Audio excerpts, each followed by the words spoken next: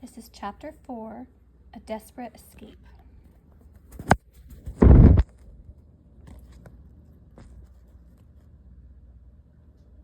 Get up, you lazy girls! Padre Francisco's shouts were punctuated with a sharp kick aimed at Isabel's back. A searing pain shot up her spine as she struggled to her feet. She blinked into the semi-darkness of the barn. What time was it? The chickens still roosted with their heads tucked under their wings, and even the crickets were silent. They were going to escape before the friars were awake. Padre Francisco had come too soon. The priest strode toward the open door. Get dressed and bring some water to Padre Pio. You are to do whatever he asks. When he has no more work for you, come directly to me. Maria's shoulders slumped. We have slept too late, she whispered. Isabel felt a knot tighten in her throat. We can't miss this voyage, Maria declared. A look of determination came over her. We will have to get away in daylight. It is much more dangerous, but we have no choice. The girls drew water from the well and turned toward the kitchen. We don't know how much longer we have until the ship sail this morning, Maria said, worry showing in her voice. There is no time to waste. We must make some excuse to go back to the barn without making Padre Pio suspicious. Bom dia, the cook greeted them. I trust you slept comfortably. Isabel rubbed the sore on her back. Come in, he said. I have breakfast ready. He set 3 plates of food on the table, and Isabel's eyes widened. Each plate held 2 fried eggs, several pieces of crisp bacon, and 2 thick slices of bread spread generously with rich, creamy butter. He sat down and beckoned the girls to join him as if they were invited guests. Isabel moved toward a chair, but Maria put a restraining hand on her shoulder. Thank you, Padre, but we must feed the oxen first and clean the stalls. Just a piece of bread to take with us will be enough. Isabel looked longingly at the food. The oxen can wait, the friar smiled. While you are in my charge, I insist that you eat. The girls sat down obediently. Isabel sensed Maria's concern, but she was glad for the breakfast. It was only dawn. There must be time before the ship sailed. She would eat quickly. She savored the aroma of the food as Padre Pio recited a blessing. You will be here several weeks, he smiled as he ate, and I may make you as plump and round as I am. At the monastery, the children were given only a piece of fruit for breakfast or a slice of plain bread. I shall be fat in an hour, Isabel blurted out, devouring a mouthful of eggs. We shall become good friends, you and I, Padre Pio said. None of the friars had ever offered friendship before. Isabel felt guilty that she had to trick him into thinking all was well. She cleaned her plate and could not remember ever feeling so full or so satisfied. Maria stood up abruptly and removed her plate from the table. We must look after the oxen, she said. Padre Pio looked with disappointment at Maria's plate. Don't you like the bacon, he asked. I sliced it myself. Maria's face paled. I'm sorry, Padre, she said. I can't seem to develop a taste for it. Excuse me. I understand, he answered brusquely. Isabel suddenly realized that Maria would be upset with her for forgetting the Jewish food laws and eating the meat of the pig, but she was not used to thinking of such matters, and her hunger had gotten the best of her. It was so confusing to discover that Maria was angry with her for eating the bacon, and Padre Pio was disturbed because Maria had not eaten it. Surely God would not intend one to starve, she argued with herself, but a voice within reminded her that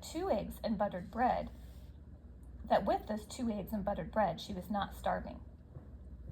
Isabel tried not to think about the bacon as Padre Pio asked the girls what tasks had been assigned to them for the day. Maria's eyes darted to the window, and Isabel looked outside. Fingers of light reached up over the horizon, and the darkness had begun its retreat. We are to report to Padre Francisco when you have no more work for us, Maria said dutifully. The smile returned to the chubby friar's face, and dimples creased his cheeks. Then I shall not be done with you so quickly, he said. You are good at finding the eggs the chickens hide in the barn, so spend some time gathering eggs. He winked at them. Don't rush around them, or you might step on one. Do feed the oxen, and then spend a while talking to them, for they are lonely, I think. He folded his hands across his stomach. I should say you will be busy until lunch, yes? Thank you, Padre, Maria said gratefully, and Isabel detected a sense of relief. You are kind to us. "Do not thank me for doing the Lord's bidding," he responded. "Hurry up," Maria chided as she walked briskly to the barn. "I can't walk any faster," Isabel complained. "My back hurts all the way down to my legs. There's a big lump where Padre Francisco kicked me." Maria reached the barn first and dragged in a thick wooden plank that was used to bar the doors. Splinters of wood jutted menacingly from the edges where the casing had rubbed it raw. She had already pulled one side of the double door closed when Isabel entered. "Help me," she said, as she struggled to fit the heavy board into place. Isabel bent down to lift one end of the plank and cried out in pain. "I cannot bend," she said. "Perhaps God punishes you for eating bacon," Maria said, tugging at the plank. "Maria," Isabel protested, "I can't stand it when you sound like the friars. I'm sorry I ate the bacon. I didn't think." Maria looked bewildered and let the beam drop to the floor with a thud. "I'm sorry," she apologized. "I shouldn't have scolded." She wiped her hands on her frock. "I guess I'm so nervous about getting away that I, too, did not stop to think." She put her arms around Isabel and kissed her sister's head. "Let me see your back." "He's given you quite a blow," she said sympathetically as she examined the bruise. "There is a cut, I'm afraid, and it's swelling. Everything seems to be going wrong. Maybe we shouldn't even try." Maria looked searchingly at her sister. Her face was grim. "If the friars find us, our punishment will be harsh." "I know," Isabel said. She just straightened her shoulders and tried to look confident. "But we've got to try." Maria struggled alone with the plank until the door was securely fastened from the inside. Then she retrieved their bags from the hay and handed Isabel hers. "We must go now," Maria said. "Padre Pio said he did not expect us until noon, and with the door barred from the inside, it will take them some time to discover if we are really in here or not." "But how will we get out?" Isabel asked, looking at the barred door. Maria pointed to the loft and a rickety wooden ladder leading to it. A small door at the top opened to the outside of the barn, and a thick sisal rope used for lifting hay bales hung from the rafters. "If you think you can climb up, we'll slide down the rope to the ground." Maria scrambled up the ladder with her sack fastened to the cord around her waist. The loft door creaked with disuse as she opened it and pulled the rope until one end rested on the ground below. Isabel tied the sack as Maria had done, but paused before ascending the ladder. "I have an idea," she said mischievously. She stepped to the oxen stalls and unlatched the low doors that penned them in. "You know how frightened Padre Francisco is of the oxen," she said. "I wish I could see his face when he gets the barn door open." She climbed the ladder cautiously, bringing both feet to rest on each rung before attempting the next. "I'm all right," she assured Maria as she saw her sister's worried look. "I just have to go slowly." Maria reached down and helped Isabel into the loft. The oxen began to move about as they discovered that they were no longer confined. "Now, let's make sure they greet the good friar at the door when he gets in," Isabel said. She began throwing armfuls of hay toward the barn door, and the animals obligingly followed the trail until they were contentedly feeding in front of it. "That should be a proper welcome," she said with satisfaction. "We must not waste any more time," Maria cautioned. She grasped the rope and slipped down to the ground. Isabel felt a sinking feeling in the pit of her stomach. "Don't look down," Maria advised. "Just watch the rope." Isabel grasped the rope tightly, stepped off the ledge, and slid dizzyingly down until her feet hit hard earth. Pain coursed through her legs and back as she landed, but she kept silent and followed her sister into the thick bushes just beyond the barn. From her sack, Maria withdrew the collars and aprons she had made. "Let's put these on now," she said, "and hope we don't look too odd." Isabel was filled with delight as she tied the long white apron around her waist. The girls helped each other tuck the hoods inside their frocks and replaced them with the square white collars. Isabel smoothed her hair over her shoulders and thought of the silver combs hidden in her chemise. If only she could wear them just this once. But she knew she must be patient. "These hardly look like frocks anymore," Isabel said, pleased with the effect. "I feel as though I'm truly wearing a new dress." "If we follow the road we came on, I think it will lead straight to the harbor," Maria said. "We should walk at a confident pace. Keep your head up and do not run," she cautioned. She took Isabel's hand in hers. "Then we must each board a different ship and know in our hearts that we will be together again soon." Isabel threw her arms around her sister. "I love you." "And I love you too," Maria responded, hugging her tightly. "I believe that what we are doing is right and that God will protect us." The girls walked just out of sight of the barn and church buildings. As they reached the front of the church, they heard the sound of a wagon's creaking wheels. They crouched behind a thicket and peered cautiously through the foliage. 4 friars alighted at the church steps, and Padre Francisco greeted them at the door, embracing each one in turn. "Benvenido! Welcome," she heard him say. "Leave the wagon, and I shall have the children attend to it." "What children?" came the quizzical voice of one of the new friars. "Why, we have brought 2 of the young conversos with us from the monastery. It will be good for them to see the Inquisition at work. Perhaps it will strengthen their beliefs when they see what happens to infidels." Isabel heard the friars laughing softly and the sound of the church door closing as the group disappeared inside. "Quickly," Maria urged. "They will start looking for us now. There's so little time.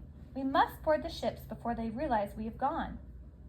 The girls began to move as fast as they could through the thick undergrowth, keeping their heads down to avoid being seen.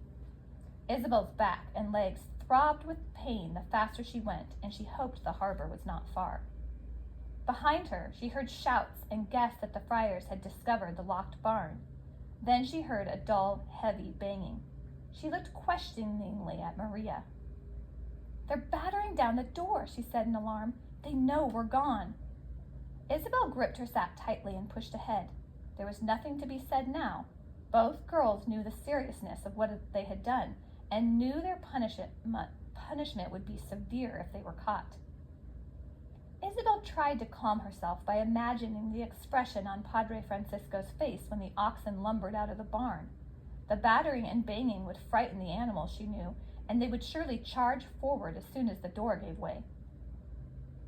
The 2 sisters approached the town's market area, where people bustled about despite the early hour. Women scrubbed the stone steps in front of their doors with stiff brown brushes, and peddlers filled baskets with their wares and hurried toward the waterfront. Maria was out of breath, scanning the road and deciding which way to go. She stopped just before a row of shops and moved behind a tree. Isabel kept close to her side. A lanky boy stood not far from them, and a man approached him from a nearby doorway, carrying 2 large baskets filled with round loaves of bread. Isabel was close enough to smell them. The aroma reminded her of Padre Pio. She hoped the plump, round little Father Bread was not the one to open the barn doors. "Ricardo," the man said, handing the baskets to the boy, "take these baskets down to the docks. The ships sail this morning, and there will be many who will buy one last bit of fresh food. And remember, the price is now a guilder for each loaf." The boy began to protest. "But that is 4 times the usual price." "You must remind them that this is no longer a Dutch colony and their money is worth nothing. We must beg the Portuguese to accept it." "Yes, Father," the boy conceded, "but they will be angry all the same." "Perhaps, Ricardo," the father smiled cunningly, "but they will still buy. As soon as you have sold them all, hurry back, and I will have more loaves ready. Now, be off." The boy shuffled off, balancing the 2 large baskets on his shoulders. The path was clear now, and Maria whispered to Isabel, "I think we should return to the road. We can travel to the docks faster if we're not held up by all these bushes and weeds." She paused and then said solemnly, "It is now that we must part. It will be harder for the priest to find us if we go our separate ways. They will be asking the townspeople if they've seen 2 girls, and if we're not traveling in a pair, it may protect us. I will go around the marketplace that way," she said, pointing past the baker's house along the line of stalls. "I'm sure all paths lead to the harbor. You follow the way the baker's boy went. Just remember, don't run." Isabel turned to Maria and saw that tears ran down her sister's face. She reached out to hug her, but Maria moved back, shaking her head. "No," she said, her voice breaking. "No goodbyes." She rushed toward the path, but then looked back and called softly, "Go with God, little sister. Go with God." Suddenly, Isabel was afraid. Her heart pounded in her chest, and she felt as if she could not breathe. She slumped down in the bushes along the roadside, unmindful of the prickly branches. She had not imagined what it would be like to escape alone, and she felt unable to go on. She had wanted to escape, but that was when Maria was by her side. Perhaps it would be better to simply wait to be caught, she thought. Maybe the harshest punishment Padre Francisco could give would not be as bad as trying to stow away alone on a strange ship. Her lips quivered and her eyes brimmed, but she forced herself not to give in to tears. Maria is already gone, she reminded herself. To give up now would be never to see her or my parents again. It would mean going back to the monastery forever. Her mind was muddled in confusion. Behind her, Isabel heard men's voices talking in impatient tones. In the distance, she saw several friars advancing on the narrow road, their sandals kicking up a haze of dust. The shock of seeing their approach moved her into action. I am the one who convinced Maria to go ahead with the plan, she thought. I wanted to escape. I can't let Padre Francisco catch me. She pushed away the clinging branches and hurried along the road until she reached the open space at the edge of the dock. Peddlers shouted their wares in Portuguese and Dutch, and crowds of people waited to board the ships. Families stood close together amid piles of baggage and bedding. Behind her, the shouts she had heard in the distance grew louder. "Runaways!" came the voices. "Look out for runaways!" Isabel turned with the rest of the crowd and saw Padre Diego with a group of workers. She saw him gesture to his own frock, probably describing what the girls wore. Maria had been right about the aprons and collars. Soon it seemed that every voice buzzed with the message, "Runaways! Girls in frocks! Runaways!" Isabel wanted to run to the ships and blend in with the passengers as they boarded, but she remembered Maria's caution and her injured back. If only Maria were with her! Everything would seem clearer and less frightening if her sister could tell her the right thing to do. As she hurried toward the dock, looking behind her, Isabel was startled to bump into someone. "Watch out there," came a rough voice. Isabel froze. She would be caught, recognized. She looked at the person whose arm grasped hers. It was Ricardo, the gangly baker's boy, standing next to his baskets of bread halfway between the shops she had passed and the dock she must reach. "Look where you're going," he repeated with annoyance. "You nearly toppled my basket."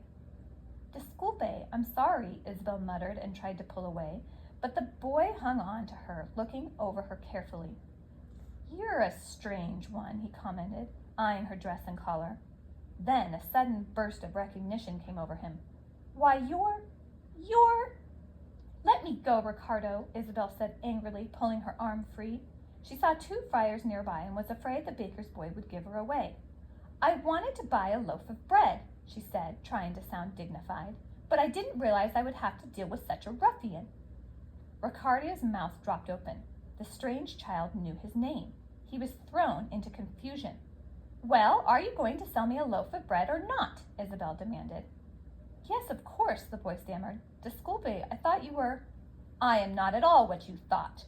She bent down as if to examine the loaves of bread. Pain coursed up her spine, and she felt dizzy and lightheaded. "Are these fresh?" she asked. "Certainly. My father baked them only an hour ago. If you're traveling across the ocean, this will be your last fresh bread for many months. It is the best guilder you will ever spend." "Guilder?" Isabel said with indignation. She remembered Ricardo's argument with his father. "A guilder should buy 4 loaves of bread. My mother sent me to make a purchase, not to be robbed." "I know it sounds quite high," Ricardo said apologetically, "but the guilder is worth almost nothing now that the Dutch are leaving." "To you it is worth nothing, but in Amsterdam it will be worth 4 loaves of bread," she said haughtily. "Keep your bread."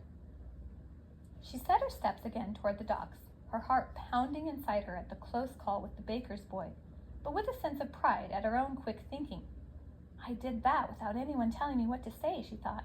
"Ricardo would never guess that I do not even know what a guilder looks like."